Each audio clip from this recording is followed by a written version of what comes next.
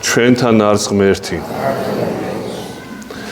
დაგვიდგა მეორე კვირა დიდი მარხვისა, როდესაც არის ტრადიციულად ხსენება უდიდესი ღვთისმეტყველისა, ღვთივგამომეტყველისა, მე-14 საუკუნეში მცხოვრები მღვდელმთავრის გრიგოლ პალამასი, თესალონიკის ეპისკოპოსი გახლავთ. მის პერიოდში თქვენ მოგეხსენებათ ზოგადად იყო პრობლემა ღვთის შემეცნებასთან დაკავშირებული. წმინდა გრიგოლ პალამა თავისუფლად შეიძლება ვთქვათ, რომ არის 14 საუკუნოვანი ღვთისმეტყველების შემაჯამებელი მამა. ესე მე-14 საუკუნეში ცხოვრობს თავად და შეაჯამა მანამდე არსებული მართლმადიდებლური ღვთისმეტყველება. ისეთი რამე თქვა მან, რაც მანამდე ძალიან კარგად იყო ცნობილი, მაგრამ რადგანაც პრობლემა გაჩნდა მე-14 საუკუნეში ღმერთის შეცნობასთან დაკავშირებით, აი სწორედ ღმერთმა ის გამოირჩია, რომ გამოეთქვა დოგმატური ტერმინოლოგიით ის უღრმესი საკითხები, რომელიც გამოუთქმელია სინამდვილეში. აი მაგალითად, ადრე ჩვენ თქვით, რა არის სიყვარული? ადამიანი ამას ვერ ახსნის ლოგიკურად. დაახლოებით იტყვის, მაგრამ მაინც ბოლომდე ვერ მიწვდება. თავად ადამიანმა უნდა განიცადოს სიყვარული, რომ გაიგოს რა არის, რა გრძნობაა და რა მდგომარეობაა. ასევე ადამიანს ვერასოდეს ვერ აუხსნი რა არის რწმენა, ღვთისადმი რწმენა. ეს ადამიანმა თვითონ უნდა იპოვოს ცხოვრებაში. შეიძლება რაღაცა ლოგიკურობით, სიტყვებით მიმყვანებელი გზა რწმენისადმი უთხრა, მაგრამ თვითონ უნდა ეძებოს ადამიანი ამ ყველაფერს. სხვაგვარად ვერ აუხსნი, ეს ისეთი ცნებებია ხელშეუხებელი. სიმშვიდე რა არის? 7 ადამიანი ვიცით, მაგრამ სიმშვიდე რა არის? ეს ადამიანი თვითონ უნდა განიცადოს, თორე სხვაგვარად ვერ აუხსნი რა მდგომა და უამრავი ესეთი ცნებები, რომელიც აუხსნელია. აი მათ შორის პალამას დროს იყო პრობლემა. ღმერთის შემეცნება შესაძლებელია თუ შეუძლებელი? ძალიან ღრმა საკითხებია, ახლა ამას ვერ შევეხები ჩვენ. ეს ცალკე კურსია წასაკითხი შეიძლება ვთქვათ, მაგრამ აი ესეთი ძალიან მოკლედ რომ შევაჯამოთ პალამას ღვთისმეტყველება, რასთან მოუხდა მას შებრძოლება თავის დროზე. ძალიან მოკლედ რო ვთქვათ. მოკლედ ასია, რომ იგი ებრძოდა თავისებურ ათეიზმს. მაგრამ ის ადამიანები, რომლებიც ეპაექრებოდნენ, ათეისტები იმ გაგებით, რა გაგებასაც ჩვენ მოვიაზრებთ ათეიზმში, სულაც არ იყვნენ. მაგალითად, ისეთი ადამიანები, როგორიც იყო ბარლამ კალაბრიელი, ამ შემდგომში აკინდინოსი, ან შემდგომში გრიგორა ასეთი, ვინც მოპაექრეები იყვნენ გრიგოლ პალამასი, ეს ადამიანები ათეისტები სულაც არ იყვნენ. ესენი იყვნენ დიდი ასკეტები, მოძღვრები იყვნენ. შემდგომში ბარლამი ეპისკოპოსი გახდა იტალიაში. და ეხლა კითხვას დასვამთ, ბუნებრივია, რომ როგორ შეიძლება ესე ვთქვათ, რომ ათეიზმის წინააღმდეგ ილაშქრებს წმინდა გრიგოლ პალამა. რას ნიშნავს, როგორ ბერები არიან ესენი? როგორ შეიძლება ათეიზმში დავადანაშაულოთ? მაგრამ ცოტა ღრმად თუ შევეხებით და ამოვქეკავთ, სინამდვილეში ესენი არიან უღმერთონი, ოღონდ ათეიზმის სხვაგვარი გაგებით. ათეისტობა არ ნიშნავს ერთმიმართულებას საერთოდ. როგორც ამპარტავნება არ არის ერთი მიმართულებისა. ჩვენ ამპარტავნება გონია, რომ ზემოდან რომ დავცქერი ადამიანი, ეს არის ამპარტავნება მხოლოდ. ეს არ არის ამპარტავნება. ამპარტავნება არის ხიბლის მდგომარეობაც, როდესაც ადამიანს მოსმენა არ უყვარს სხვისა. ესეც ამპარტავნებაა უკვე. და სხვადასხვა გამოვლინებები აქვს ამპარტავნებას. ასია ათეიზმიც. ათეიზმი არის, აი, როდესაც ადამიანი ამბობს, რომ მე ღმერთისა არ ამწამს. ეს ერთი. მეორეა, მე ბრძოლი ათეისტი. ერთია რომ არ ასწამს თვითონ, მაგრამ მეორეა, როდესაც სხვასაც უკადაგებს, სხვასაც ახვევს თავის აზრებს უღმერთოებისა. ეს მებრძოლი ათეისტი არის. არის ასე დღეს უფრო მოდურია, ასეთი გამონათქვამი, აგნოსტიკოსი ვარო. სინამდვილეში არ ესმის ეს სიტყვა რა არის. გნოზის არის ცოდნა. აგნოსტიკოსი ნიშნავს უცოდინარი. პირდაპირ კალკი რო გავაკეთოთ და ნიშნავს არ მწამს, არ ვიცი რომ ღმერთია თუ არა. და ესეთი ადამიანებიც არის აგნოსტიკოსები ეწოდებათ, ანუ იგივე ათეისტები. მაგრამ რა კუთხის ათეიზმს ქადაგებდნენ ეს კალაბრიელი ბარლაამი და შემდგომი მისი მიმდევრები. ჩვენ ვთქვით, რომ ათეიზმი არ არის ერთი მხრივ, ერთით სამმხრივი განხილვა არ აქვს. ათეისტი რომელი ადამიანი შეიძლება იყოს, ასეთი კითხვა დავსვათ. ათეისტი არის ისეთი ადამიანი, როგორი საკვირველიც არ უნდა იყოს, რომელსაც ღმერთთან ცოცხალი ურთიერთობა არ გააჩნია. ესეც თავისი ფორმით არის ათეისტი. აი, ესეთი რამე რო თქვას, რომ ღმერთი არსებობს, მაგრამ ჩემთვის თავისთვის იყოს, მე ჩემთვის ვიქნები. არანაირი კავშირი, როცა არა გაქვს ღმერთთან, არ ცხოვრობ ღმერთით, შენ ათეისტი ხარ სინამდვილეში. ოღონდ არა იმ გაგებით, რაც ჩამოთვალეთ აი ამ წუთას. აგნოსტიკოსობის მებრძოლია, არა, ღმერთისას წამს ამას. ყოველ შემთხვევაში უნდა რომ სწამდეს, მაგრამ არ ლოცულობს, ზიარება არ უნდა, ცხოვრების საზრის ფიქრი არ უნდა.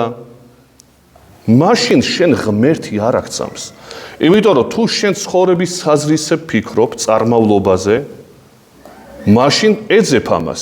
თუ ეძებ, მიდიხარ სხვადასხვა საზრისებამდე. და თუ ქრისტიანად იწოდები მით უმეტეს, შენ უნდა ხვდებოდე, რომ შენ ვერ ცხონდები აღსარების, ზიარების, წესიერი ცხოვრების გარეშე რომ ვერ ცხონდები, ეს ხო უნდა იცოდე შენ. მაგრამ ადამიანს არ აინტერესებს. ესეც თავის მხრივი ათეიზმია. მე მწამს, მაგრამ ეკლესიაში არ დავდივარ. ეს ათეისტია. ვინც აი ეს ლაბა, ეს სუფთა ათეიზმია, ოღონდ არ უნდა გაასაღოს საკუთარი თავი ათეისტად. ფორმა ასეთი ათეიზმისა. აი უფრო ისეთი ისტორიიდან რომ მოვიყვანოთ მაგალითი, უფრო ისეთი გამოსახველი რო იყოს ჩვენი ნათქვამი. ანტიკურ საუკუნეში ქრისტეს შობამდე დაახლოებით მესამე-მეოთხე საუკუნეში ძველ საბერძნეთში იყო ესეთი ფილოსოფიური სკოლები. ელინისტურ პერიოდში, ალექსანდრე მაკედონელის დროს და მის შემდგომ უკვე. ეწოდებოდათ ეპიკურელები, ეს ერთი სკოლა, მეორე სტოელები და მესამე სკეპტიკოსები. სამი მიმართულება. ეს ძალიან საინტერესო სკოლებია თავის მხრივ, მაგრამ რა კავშირში ახლა ჩვენ საუბართან? აი ეპიკურე და ეპიკურელები იწოდებიან საეკლესიო ტრადიციაში როგორც ათეისტი ფილოსოფოსები და ამავე დროს ჰედონისტები, ანუ სიამეთ მოყვარენი. ეს არასწორია, მაგრამ ამას არ ვეხებით ახლა. აი, რაც გვაინტერესებს მხოლოდ იმას. რატო ეწოდებათ ეპიკურელებს, სტოელებს არა? თუმცა ღმერთს აღიარებდნენ როგორც რაღაც სხეულიაო. მაგრამ ეპიკურელები იყვნენ ათეისტები მაგრამ სინამდვილეში რომ დაუკვირდეთ, ეპიკურელები სულაც არ იყვნენ ათეისტები იმ მებრძოლობის გაგებით. აბა როგორი ათეიზმი ჰქონდათ?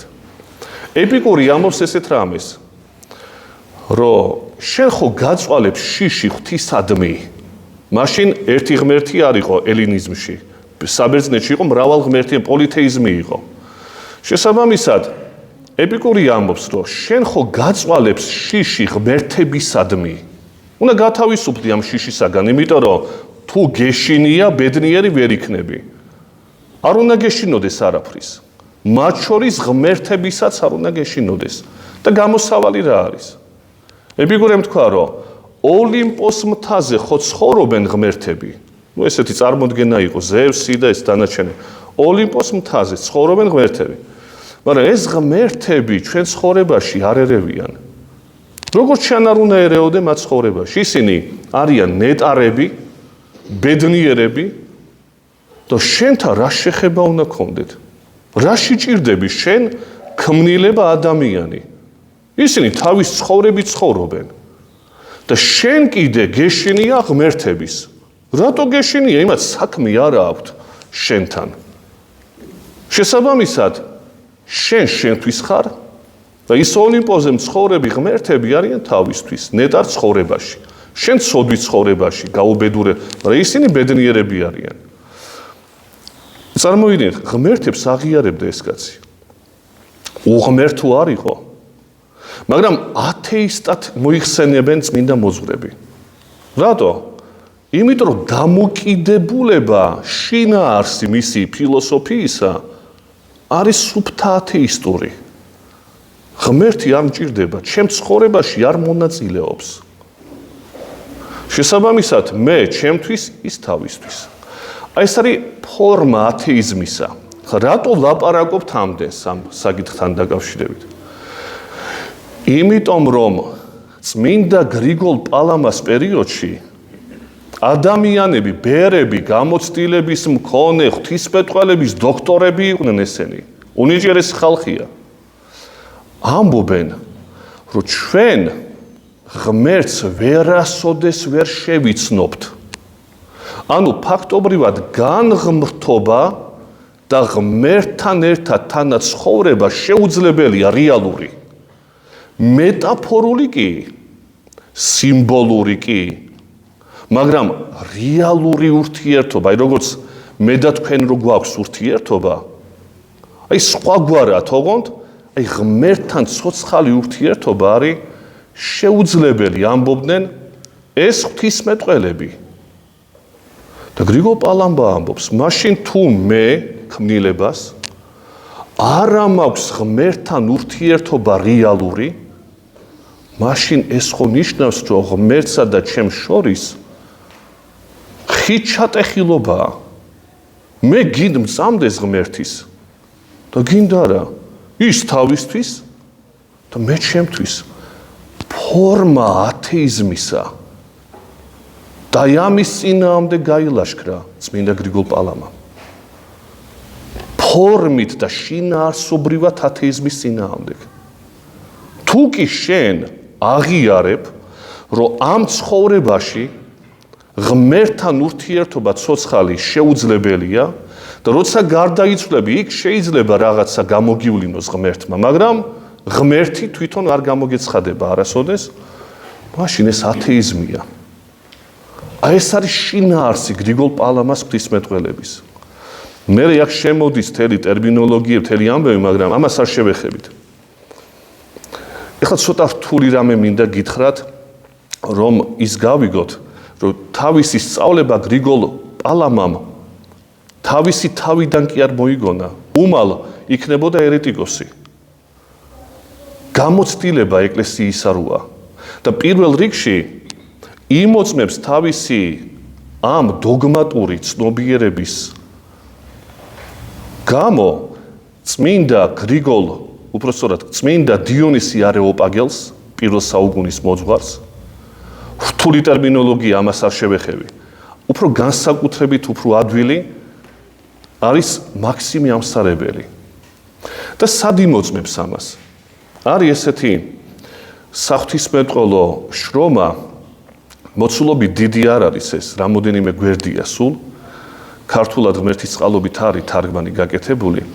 ეწოდება ამ შრომას წმინდა მთის ტომოსი. ანუ სხვაგვარად რო ვთქვათ, ათონის მთის, იმიტომ წმინდა მთა ათონია, ტომოსი ანუ გრაგნილი. ათონის მთის გრაგნილი. სადაც ხელს აწერენ მთელი იმ პერიოდის წინამძღვრები ყველა ათონის მონასტრისა. და მათ შორის იბერთა მონასტრის წინამძღვარიც ხელს აწერს. თავისი ენით, ეს არის ძალიან საინტერესო. ქართულად იყო ხელმოწერა ამ ტომოსში. იბერთა მონასტრისა. და აი საინტერესო რა არის? დიდია, როგორც გითხარით, მაგრამ ყველაზე მნიშვნელოვანი რა არის?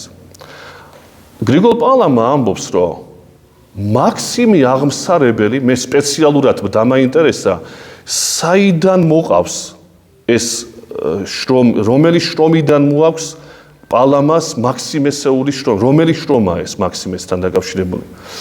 ეს არის შრომა, თქვენ შეგიძლიათ ნახოთ, მეორე ტომი ფილოკალიისა, ახლა გამოიცა. ესეთი თავებია 200-ეული ღვთისმეტყველების შესახებ. აი პირველ ასეულში, 200-ეული ხო ასულ, პირველ ასეულში ღვთისმეტყველების შესახებ 50-ე ქვეთავია ზუსტად, ახლა რასაც თვითონ ტომოში ხმარობს გრიგოლ პალამა. არის ესეთი თქმა, გაგიმარტავ, ცოტა რთულია. მაქსიმი ამბობს და შემდგომში გრიგოლ პალამაც იმეორებს. ერთია თქმა უკვდავი და მეორე სიტყვა არის თავად უკვდავება. ერთია სიტყვა წმინდა, ხოლო მეორე სიტყვა სიწმინდე. ერთია სიტყვა სათნო და მეორე სიტყვა თავად სათნოება. ერთია სიტყვა ცოცხალი, ხოლო მეორე სიტყვა არის თავად სიცოცხლე. და აგზელებს პალამა, უფრო სწორად მაქსიმე. პირველნი დროში დაბადებულნი არიან, ხოლო მეორენი შეუქმნელი მოქმედებები ღვთისა. აი საკმარისია პალამიზმი არ იცოდეს ადამიანი, ვერაფერს ვერ რას წერს მაქსიმე ამას, ვერაფერს ვერ გაიგებ. ამ დროს ძალიან მარტივია. რატო მარტივი? პირველიო შექმნილიაო, ხოლო მეორე შეუქმნელი. რას ნიშნავს? აი წმინდა პირველი და სიწმინდე რითი განსხვავდება? წმინდა ადამიანი ან ანგელოზი, ის შექმნილია, დროში დაწყებულია. მაგრამ სიწმინდე დაუბადებელი და შეუქმნელია. შესაბამისად ის ღმერთია, ოღონდ წუთის სოფელში გამოვლენილი. ერთია უკვდავი, პიროვნება ანგელოზი დაუშვათ, ან ადამიანი, ჩვენ ხო უკვდავები ვართ სინამდვილეში. და მაგრამ მეორე უკვდავება, ეს უკვდავება არის ღმერთი, ოღონდ წუთის სოფელში გამოვლენილი. სხვა ღმერთი კი არა. ის ღმერთი, რომელიც მიუღწეველია, ამავე დროს წუთის სოფელში გამოვლენილი და ეს მეორე თქმა, უკვდავება, ცნება უკვდავება არის შეუქმნელი. ერთია სათნო ადამიანი ან ანგელოზი და მეორე სათნოება. ერთი დაბადებულია, ხოლო მეორე დაუბადებელი. დაუბადებელი არ შეიძლება ქმნილება იყოს. დაუბადებელი შესაბამისად შეუქმნელი, ეს არის ღმერთი მხოლოდ და მხოლოდ.